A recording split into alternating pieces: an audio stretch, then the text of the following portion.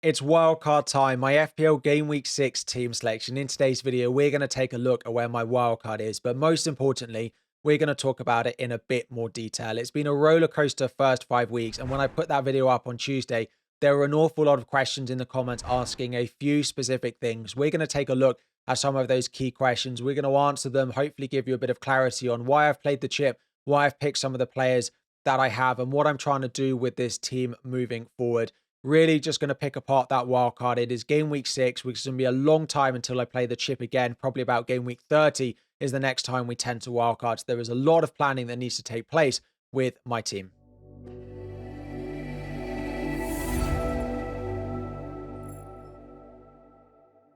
What is up, everyone? FPL Harry here. 2,000 likes is the aim, and subscribe if you are new to the channel. Before we look at the wildcard, a quick review of how we got on in game week 5. The week before the wildcard, 66 points, which was 23 points above my safety score. 23 points, remember that, because that is the exact number of points I scored on the bench boost. Dubravka 4, Porro 1, Senesi 9, and Reinders 9. I scored the exact number to turn a flat arrow into a very nice green arrow. 23 points on the bench boost is something I will absolutely take. On the deadline stream, I was saying I would take anything above a sort of 12 in order to be happy with it and get the chip out of the way. So to score almost double that, I'm pretty happy with it. Now, you might look at my team and say, you should have played Senesi over Agbadu. You probably should have played Dubravka over Sanchez. But I was never to know that Sanchez would get sent off, and Agbadu still had leads at home. But even if you start making a few of those swaps, with Reinders was getting nowhere near my starting team. So for him to score 9 as part of the bench boost, I was very happy with that.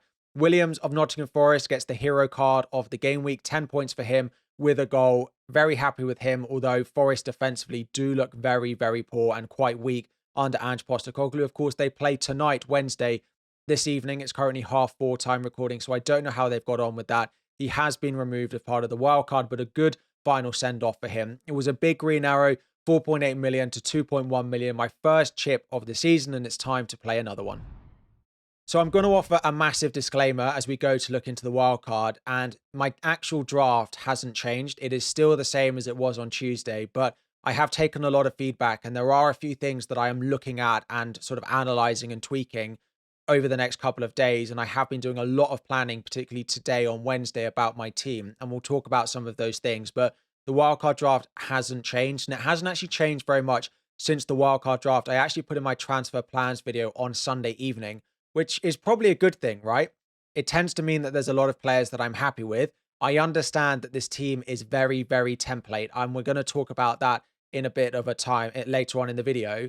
But I'm picking players that I generally think are very good long term, and I'm trying to get back to my boring is best mantra with playing this game, which I think I've lost at the end of last season and going into the beginning of this season. I feel like I've tried to be more reactive and chase points too often, particularly at the end of last season, and I've carried it into this season with the way that I haven't started well, and I've tried to fix it and try to be reactive and chase points on players that I don't think are necessarily that good, whilst also trying to keep players with blind faith who haven't been performing and are not even doing good in terms of the underlying data.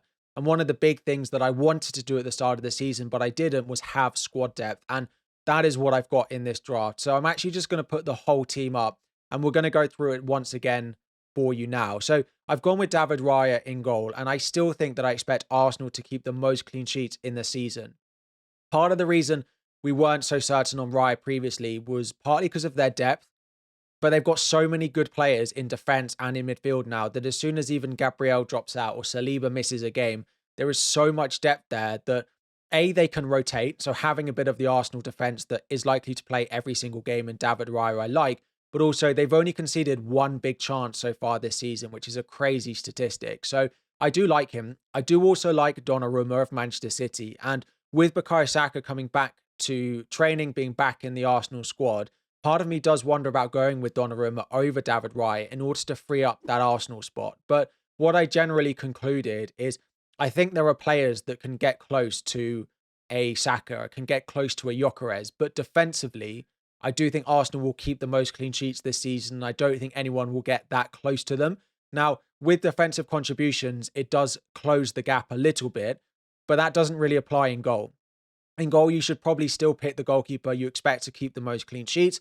They do get saves, but we saw last year that goalkeepers don't really get that many bonus points anymore. So I'm pretty happy with David Raya, and Dubravka, of course, is the cheap option we've gone in on the bench. Into defense. So I have no Spurs in here, and we'll talk about that later on. But I'm definitely going to go Tarkowski, I think. I just love the long-term fixtures that he have. There's a few periods where the fixtures aren't amazing, but West Ham at home looks good this week. He is incredible for defensive contributions, as is Senesi. The benefit to having these two is even if they have a bad fixture, you can just play them because of how good they are for defensive contributions. And I know it feels like it's taking a little bit of excitement away from the game that I've picked 5 centre-backs on my wildcard. I don't know if I've ever done that before, but when the game is giving +2 for defensive contributions and Tarkowski and Senesi look like they want to hit it 30 out of 38 games this season, plus they don't have European fixtures to compete with, I just feel like they are such good, reliable picks that I won't massively need to worry about. Just even if they get to a run of games that I think Tarkowski might concede 2 or 3 in every game, but still get DEFCON and just get 3 points every week, that's never going to be a major issue. And I feel the same with Senesi. So because they've been so good for it, they're in. And I like the fixtures this week, so they are both starting for me. And then the final defender is Gabriel. And I have considered Virgil van Dijk in this spot, but my general conclusion is that Van Dijk will come into my team, but not until about game week 13 when the Liverpool fixtures start to look really good. And it will probably be in place of Gabriel. But the short-term fixtures over the next 6 or so weeks for Arsenal just look too good to not turn down a double up. I don't love the double up, and there is a chance that I would go Donnarumma and then go with Gabriel. But then if I likely sell Gabriel for Van Dijk, then I would end up with no Arsenal. So I do think for the short term, I'll probably end up on Raya and Gabriel, still with the idea of only keeping one of these for the long term, probably in David Raya. In terms of the options on the bench, it's still Anderson and Richards, and I'm really torn on the Richards pick. I still think Anderson I like. Now, the next short-term fixtures are not that great, but I've spoken about this. I want A, depth, and B, defenders that I can trust and play pretty much every week if there was an issue. And I haven't had that so far this season. And I feel like Anderson and Richards both give me that. Crystal Palace are unbeaten in 17 games. It is a club record, and they just look so good. He is getting some attacking threat. I could go up to a Lacroix. I could go up to a Munoz. I could go up to a Mark Gay, but there's no real point me spending more money when he's not really going to play every week, apart from being a good backup if anything was to happen to one of my starting defenders. So I'm quite happy with him at 4.5. And Anderson's DEFCON looks pretty reliable. Not quite as good as someone like a Senesi or Tarkowski, and they do leak slightly more goals than some of them. But as a 4.5 option, I also really like him. The issue I've got is I really like my starting 3. I like Anderson and I like Richards, but Anderson and Richards rarely get on the pitch for me. The one transfer I am considering making is Richards to Van de Ven of Spurs. And one of the big questions was, Harry, Spurs have been great, particularly defensively, and they play Wolves, Leeds, and Aston Villa, 2 of them at home in the next 3 games. And I am wondering about Richards to Van de Ven. The only issue about that is because Richards is good for DEFCON, if there's a bad fixture for Richards or a bad fixture for Van de Ven and I need to have bench cover, Richards gives it much more than I think Van de Ven does. I also have it in my mind that Van de Ven is way more injury prone and he has a really bad injury record. So there is, of course, an issue further down the line that could happen. But I understand that Spurs have been great and Van de Ven in for Richards or Richards down to a 4 million is also possible.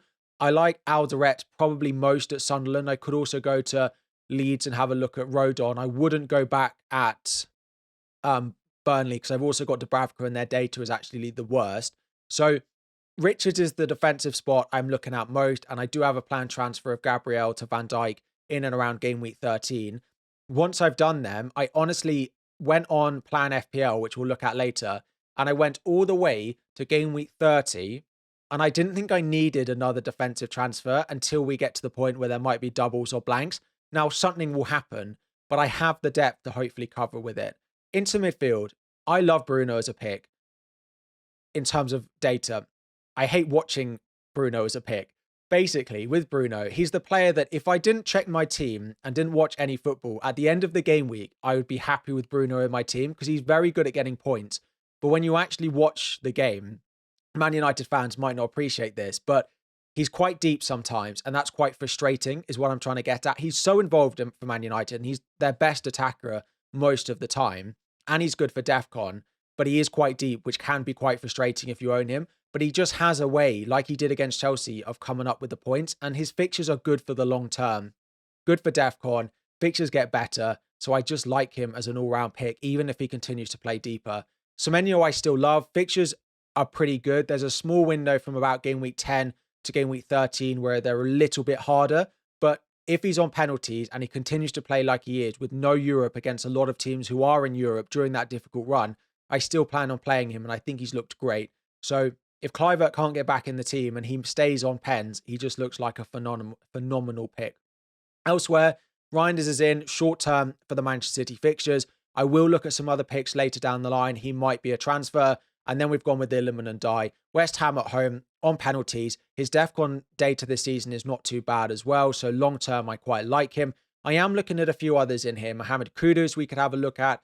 Enzo Fernandez. But I just like the reliability. And I think Everton have looked very good so far this season. And probably the one player I'm least certain of in my team is Stack. Now, he's going to be on my bench most weeks. His DEFCON is very hit and miss. He's not like a Xhaka. He's not like a Caicedo, where he's getting close, if not hitting the threshold every game. He's hit it, I think, twice. And in the other 3 games, he was miles off it, like had 4 or 5 DEFCON in those games, which isn't feeling that reliable.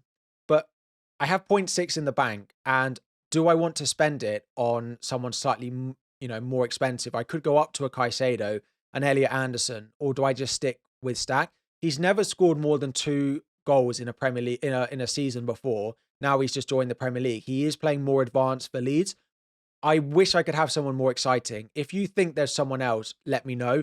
Dewsbury Hall on 4 yellows, but I've also already gotten Dye, so they don't rotate well. I could look at Anderson. I have had a look at Caicedo. Anthony has been mentioned a few times. Gravenberch in there. I'm just not sure I trust Burnley. I know Anthony's been good, but I'd rather someone who also has DEFCON if they're going to sit on my bench every week. Stack is one I'm really looking at. And then up front, João Pedro, Haaland and Gyökeres. Haaland is a lock. He is technically yellow flagged. I have very little concern about Haaland. I do think he'll be back for Burnley at home. I expect him to get a rest in the cup game this evening. Whether he's in the squad at all, I don't know, but I expect him to be rested there. Then it is Burnley at home, and I don't really have much concern despite what Pep has said. João Pedro, the long-term Chelsea fixtures are great, and I want a piece of that. It doesn't look like we can buy Palmer. I could go with Enzo, but he takes up a midfield spot. I'm just going to go João Pedro. And I had him since the start, so I've got value tied up in him. And then it's Gyökeres. Now, Saka is back, and part of me thinks that Saka might be a better pick. Arteta did say at the start of the season that Gyökeres is their best penalty taker. So we are expecting Gyökeres to keep them. Now, he hasn't been great in the big games, but there is a great run of fixtures from about game week, 7 West Ham until game week 12, 13, where they play a lot of teams you'd expect them to score a decent amount of goals in. So I do want a piece of the Arsenal attack, and Saka is just coming back. So even without Madueke there, still not 100% convinced on his minutes. So I have gone with Gyökeres because also I prefer the cheap options in midfield much more. I could do Gyökeres to let's think of a cheap striker, Calvert-Lewin, and I could do Stack up to Saka. But there's like $1.5 million difference between that. So in order to free that up, I'd have to find $1 million somewhere, which is probably Tarkowski down to a 4.5, which I could do, but I'm not just sure it's worth the sacrifice. So I do plan on probably sticking with Gyökeres. Of course, this week, Haaland is my captain with Semenyo vice captain. And just before we dive into the rest of this video is being sponsored by Huel. Now, anyone who's been following the channel for a while for last season knows that Huel has been a long-term sponsor of the channel, and I used it as sort of a build-up to my wedding over the summer, and they are back again as we are going into the new season. Huel is a meal that takes literally 30 seconds to prepare. I have used it for honestly what feels like so long now. I say I used it since I was at university, which feels like only yesterday, but that was 7 years ago that I started using it. It has 40 grams of protein, 26 of your essential vitamins and minerals, gluten-free, plant-based, low in sugar. Literally takes 30 seconds to prepare and starts at just £1.78 per meal. So all you do is you get in your starter kit, you get a little bottle, you add 2 scoops of the powder, a whole host of flavors to choose from. I've got the salted caramel, so you add 2 scoops in there. you add your little cap on, and you add the lid, and you give it a bit of a shake. As I say, if you want to check it out, you can use a link that is on screen, or use the code Harry2025. And that is literally it. Salted caramel one. I'm not sure I've had it before. But honestly, anything... Oh, that is still so good. Oh, honestly, anything that is salted caramel, I'm a huge fan of. You can check it out. But they've also just brought out their new Daily Greens sparkling drink, which has also 41 vitamins and minerals, super greens. It's got fiber, electrolytes, antioxidants in. And I just love having these out on the go, but also just in my fridge when I need them. I often have a drink in my desk, and to have something that has all of that in as well. This is the peach and hibiscus one, and that is probably my favorite of the lot. If you're interested in either of the products or want to check out what they've got, again, the link is in the description. Scan the QR code that we've got up above. Use the code Harry2025, and let's get back to the video. So now to answer your wildcard questions. Number one, my team is very template, and it is. But I do think there is a smaller pool of players to pick from at the moment than we used to. And I think there's a couple of things causing that. A is injuries. So Saka is only just coming back. You've got Palmer as a doubt. And then there's other players who we just don't know if we can reliably pick because of the minutes that they're playing. Look at the Liverpool front line. Ekitike got sent off, but I still don't think Isak is reliable enough long term. Wirtz just got benched, who we thought would be a good pick to start the season. Foden we thought was coming back, but now looks like a minute stout. There are a lot of players who just don't feel reliable enough at the moment. And the other thing I think that is impacting it is DEFCON. And I think it's particularly impacting all of our defenses looking the same at the moment. Because unfortunately, previously, we could have picked a Pedro Porro. We could have picked a Munoz. But they aren't getting enough attacking returns to compete with a Tarkowski, who's hitting DEFCON every single week. And a 4.5 defender, you might want to pick an exciting one like a Diouf. But when you've got Senesi hitting DEFCON every single week, it just leads a lot of people to pick the same teams. In a few weeks, if some of these attacking fullbacks look better, clean sheets don't look quite as reliable, and we see Saka scoring goals, Palmer scoring goals, Salah getting more consistent attacking returns with a Huel potential, things will change again. But at the moment, I do think there is a lot of things converging to picking quite a similar team. And I've gone with what I personally think will score the most points, even if it is quite similar. And I agree it is similar to what a lot of other people have or are wildcarding into this week. I'm aware of it. I don't love it. I've considered a few things to change it, but I've considered a few things to change it, which I do naturally think makes my team worse overall. Next up is Spurs. I've spoken about them defensively, and I am wondering about doing Richards to Van de Ven. I'm not sure I want Kudos because I still don't think his goal threat is high enough. I could go Xavi Simons over going with Illiman and Dye, but I just like everything that Ndai offers. And I still don't want to pick Richarlison because it has been shown that Solanke has been pictured back in training. Next up is Stack. He feels a recency bias bandwagon. I 100% agree. I just struggle to see elsewhere also who's reliable. I would go with Dewsbury Hall, but I've also already got Ndai and he's on 4 yellows. I could spend the money that I've got in the bank going up to someone at 5.5 like Anderson or Caicedo. I could also go with Granit Xhaka. I am looking at that spot. I don't love the Stack pick. It does feel recency bias, but I don't see anyone else that reliable to go instead of him. And he is taking some set pieces, which is always a nice thing. Next up, I got a lot of questions about Chalobah. I think he might be the highest scoring Chelsea defender. What I would say is I do expect Fofana of Chelsea to start getting more and more minutes. And I actually think Tosin, although he didn't start against United, is probably slightly more nailed. From a footballing point of view, he hasn't been that great. From an FPL point of view, he's been fantastic. But I also think Chelsea have been shown already that they will rotate their defenders. And when we have easier fixtures like Burnley or Sunderland, on paper easier, although both teams have been pretty good, particularly Sunderland, it's games like that where Chelsea are most likely to rotate. And it's games like that that you want Chalobah in the most. I don't mind him if you have depth, but I think I prefer the defenders that I've got. Next up is Newcastle. They have the best defensive data, so should I not go with one of them? I have considered Dan Burn, but I want Gabriel, I think. I want Tarkowski, I think. So in order for me to get Burn, I'd have to upgrade Richards to Burn, which then makes my defense way too strong and too much of investment in it. I will revisit Newcastle in a couple of weeks, but I do like Dan Burn as a pick. They also have a lot of centre-backs. I just would like a little bit of certainty that he definitely plays, 35, 38 games this season. Newcastle fans, if you are watching, I would love someone to comment saying, I'm a Newcastle fan. I think Burn will play this many games, because you also have the likes of Botman, Cher, and I know you've signed a couple of others, which puts me off. Next up is Gyökeres. He's not looked great. What about Saka? I like Saka. I do still think Gyökeres is on pens. I also like the fact that he takes up a forward spot. I think the squad structure looks better. But if you can fit Saka in, I really do like him. And he's on some set pieces, which you don't get with Gyökeres. And he's probably more of a minutes security, whereas Gyökeres has played some 90s and some 65. So I don't mind it with Saka. And the final one is, when do I plan on using the other chips? Right now, I think Manchester City play Liverpool in game week 11. I might end up using the chip that week because my team doesn't look that great.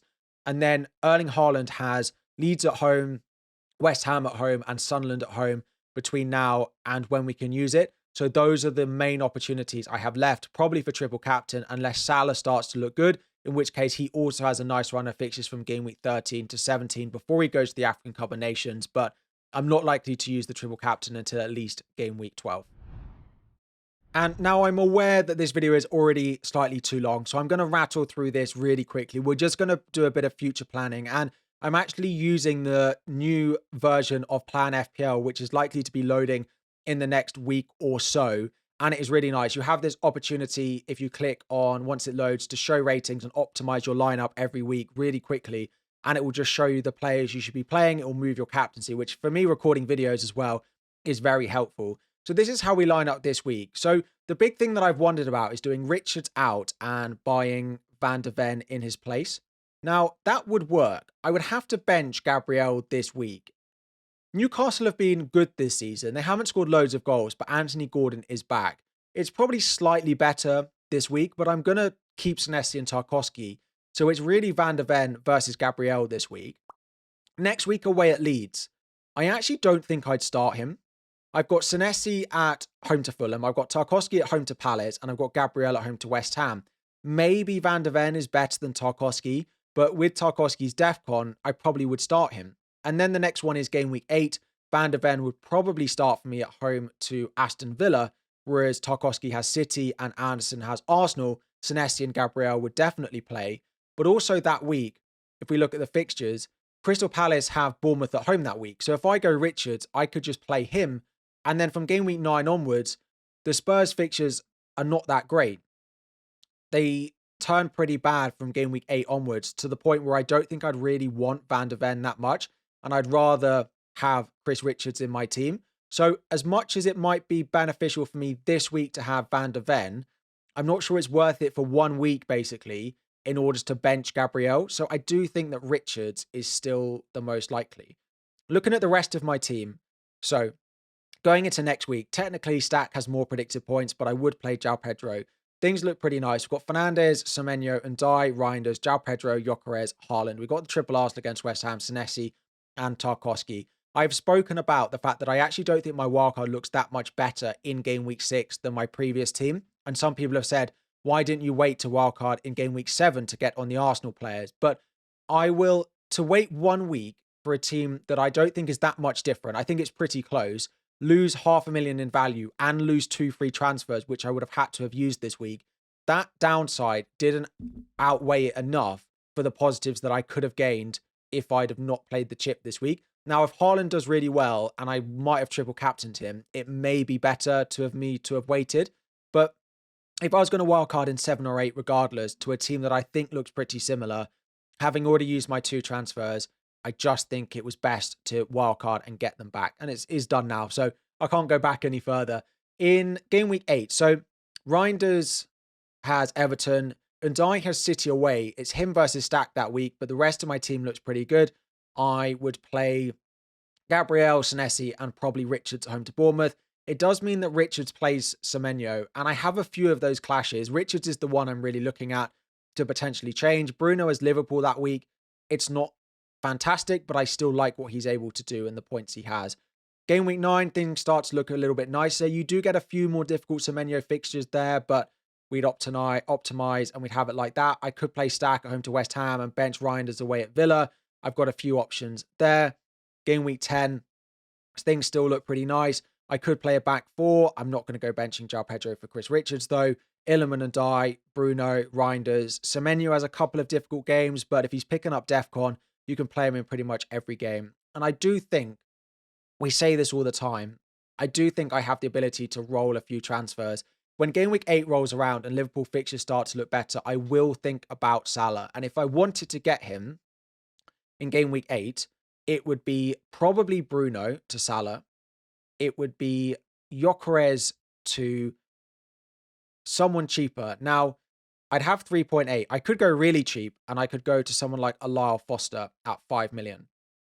And I'd still need 1.2, which at that point, I probably would sell Tarkowski down to a 4 million option. And I just don't think that makes my team better overall, despite the fact that I get Salah in.